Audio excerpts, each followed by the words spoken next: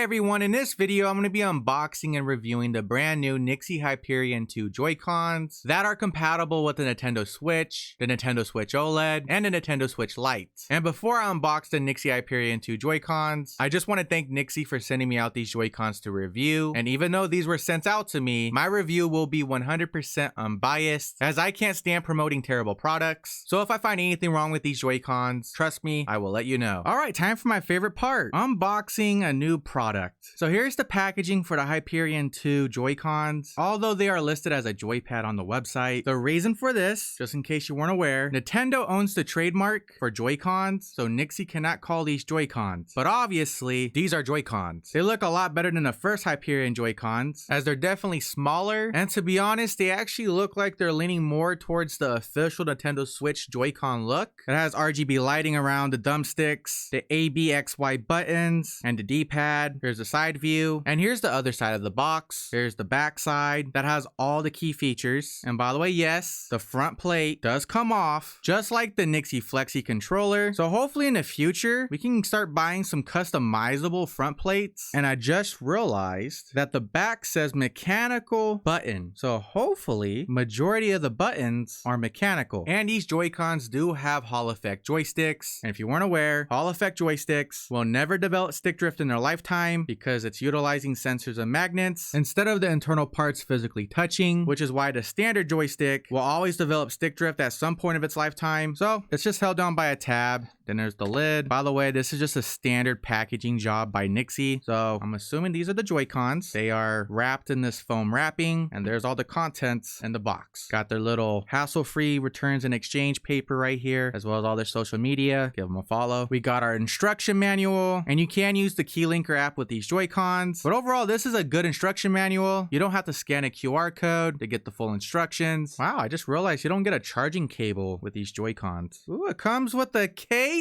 This is actually a first. And it does have a charging hole right here, which is a really convenient thing. If you guys are just curious, in the future, they're supposed to be releasing a bridge. And for an example, here's the bridge for the Hyperion 1 Pro Joy-Cons. But on that future bridge, it will have a USB Type-C charging ports right in the middle. So you can charge both Joy-Cons at the same time without using the dock. And that's absolutely perfect for Nintendo Switch Lite owners. But sadly, that's not out yet. And if you weren't aware, these are what the NYXI Hyperion 1 Pro Joy-Cons look like. And unfortunately, I do not own a pair of the original NYXI Hyperion 1 Joy-Cons. But these are the Pro version, and these are the newest version. And as you can tell, they are smaller in size. And each Joy-Con is safely wrapped, so you don't have to worry about any type of scratches or damage during shipping, especially with that hard case provided. I'm wearing gloves, and these do have a textured grip to it. Well, on the back side, nothing on the front because the front is a smooth surface. Oh, how convenient. So if you see right here, there's a lip. So all you have to do is put your fingernail there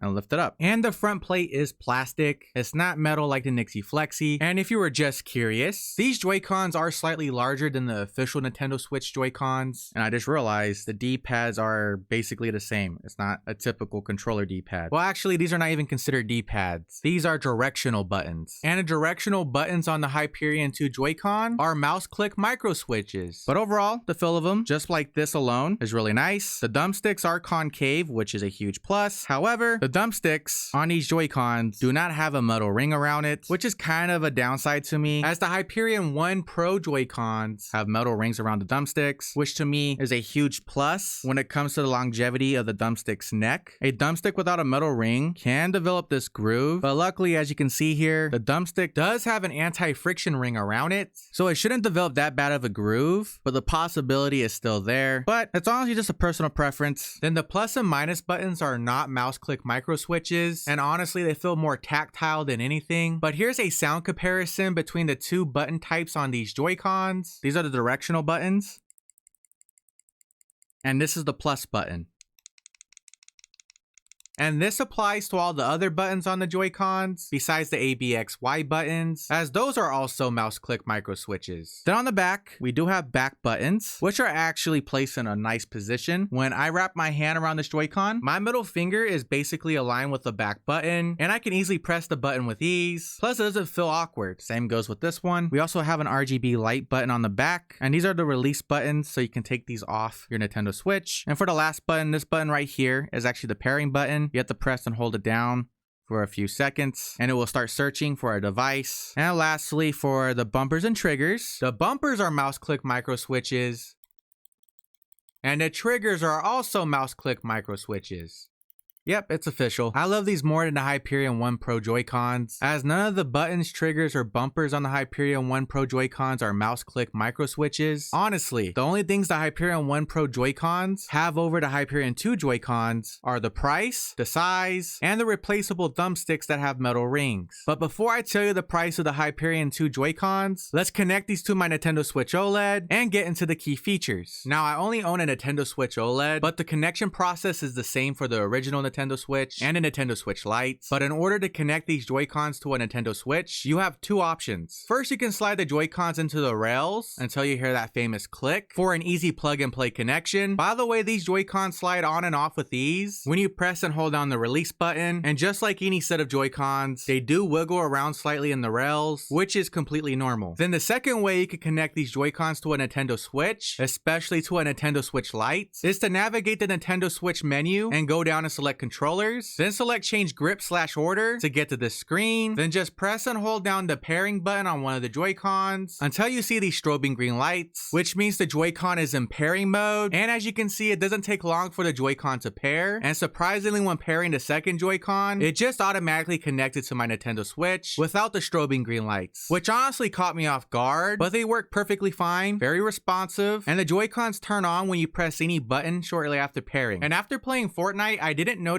any noticeable input delay when they were attached to my Nintendo Switch or being used wirelessly. Overall, I actually had a lot of fun using these Joy-Cons, especially when they were attached to my Nintendo Switch, as I don't enjoy playing games with the Joy-Cons detached, so it was a bit of a struggle for me to play like that. Honestly, I wish I had the official bridge to turn these into an actual controller, but luckily they do fit the Hyperion 1 Pro bridge, so that's a plus if you happen to own any of the Hyperion 1 Joy-Cons. Plus, I personally prefer these Joy-Cons over the official Nintendo Switch Joy-Cons, as my hands don't feel awkward while gaming, although I will admit my right thumb was experiencing some discomfort, especially during long gaming sessions. This is mainly because I always use the NYXI Wizard Joy-Cons, which are definitely much wider than the NYXI Hyperion 2 Joy-Cons, and the NYXI Wizard Joy-Cons allow my right thumb to be in my natural gaming position instead of having this weird arch. But luckily, Xbox control freaks do fit the thumbsticks, so that easily resolved my discomfort issues. However, the control freaks don't have a tight fit on the thumbstick, so they can't spin around while gaming. And if anyone was wondering, these do have 6-axis Gyroscope Motion Controls. Now let's get into the key features. So first thing first, these Joy-Cons have a battery life ranging between 5 to 10 hours, depending on the RGB lighting and vibration settings. And when the battery life gets below 30%, the RGB lights on the Joy-Cons will start to flash. And when the battery life gets below 20%, the RGB lights will just turn off. Then it only takes around 2.5 hours for these Joy-Cons to fully charge. And at the moment, the only way to charge these Joy-Cons are to connect them to a Nintendo Switch, whether that's in the handheld or dock modes. They don't have an actual charging port like the Hyperion 1 Pro Joy-Cons, which is unfortunate if you want to buy these but own a Nintendo Switch Lite. So obviously I suggest waiting until the rechargeable bridge is available, or you can always buy a Joy-Con charging stand so you don't have to wait. And I do want to point out that when the Switch is docked with the Joy-Cons attached, you can only access the bottom USB port, but you can still use a wired controller while the Joy-Cons are charging. Now, in order to adjust the RGB lighting of each Joy-Con, and by the way, I'm just going to be showcasing how to program one Joy-Con for the rest of the video, but the process is the same for the other Joy-Con. But simply press the RGB light button on the back of the Joy-Con to cycle through the different settings. By default, the first RGB light setting is this rainbow light effect. Then the second setting is a static color. Then the third setting is a breathing light effect of said static color. And the last setting just turns off the RGB lighting. And in order to change the color of the static RGB lighting, just press and hold down the RGB light button and move the joystick either left or right to cycle through the color options, which are white,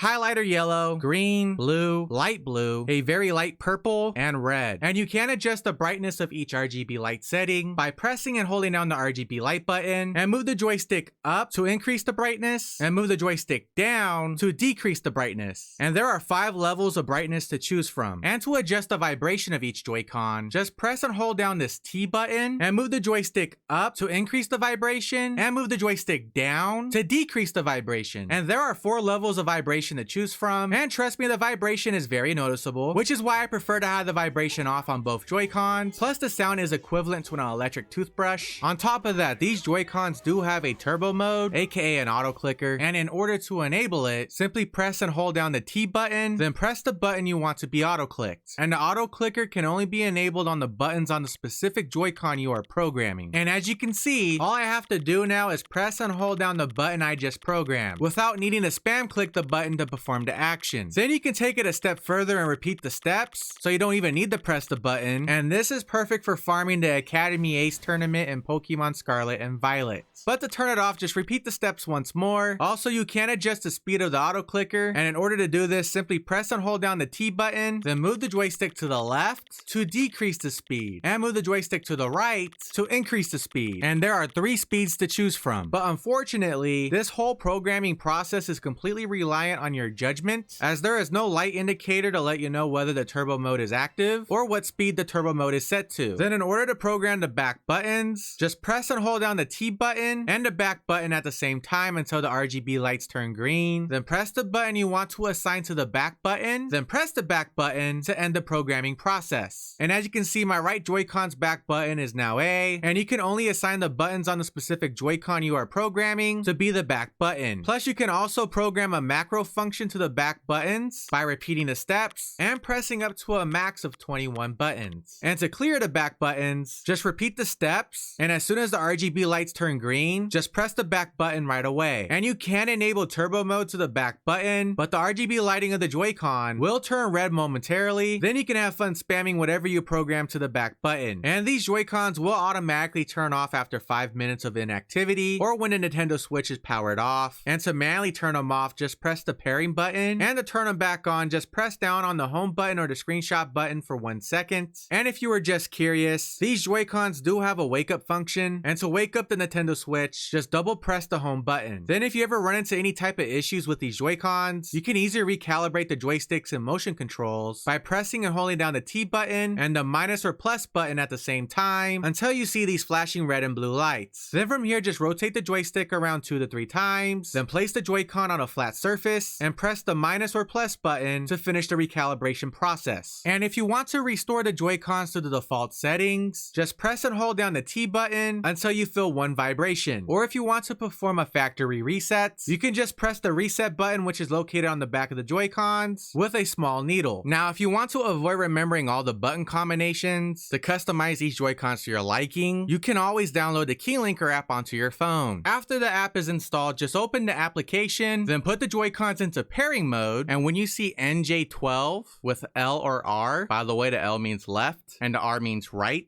So in this case, I'm going to select the NJ12L as I will be programming the left Joy-Con, then tap the settings icon, then tap the 3 dots in the upper right hand corner, then select the advanced option. Then from here, you can customize these Joy-Cons to your liking. Obviously, you can only program 1 Joy-Con at a time, but with this app, you can remap the buttons, adjust the joystick dead zones and response curve, adjust the vibration, enable turbo mode, program the back button, and with the app, you can choose any button or buttons from either Joy-Con to be the back button. And to do that, simply press the line next to the thumbstick or D-pad to choose any direction you want, or press and hold down the line next to the specific button you want to program onto the back button for 1 second. So for example, I'm going to program the left Joy-Con's back button to be A. And if you want any of the settings to be saved onto the Joy-Con, you need to press apply after each altered setting. And as you can see, my left Joy-Con's back button is now A. But on top of that, you can use the app to fully customize the RGB lighting, as you will have more color options, and you can also change the Joy-Con's auto time to have it automatically turn off sooner or later. Plus, it does give you an option to recalibrate the sensors, but I advise following the official instruction manual when it comes to recalibrating the Joy-Cons. But now you are all probably wondering, what is the price tag for the Hyperion 2 Joy-Cons? Well, the Hyperion 2 Joy-Cons have a price tag of $79.99 USD. And before you say, wow, that's expensive, hear me out.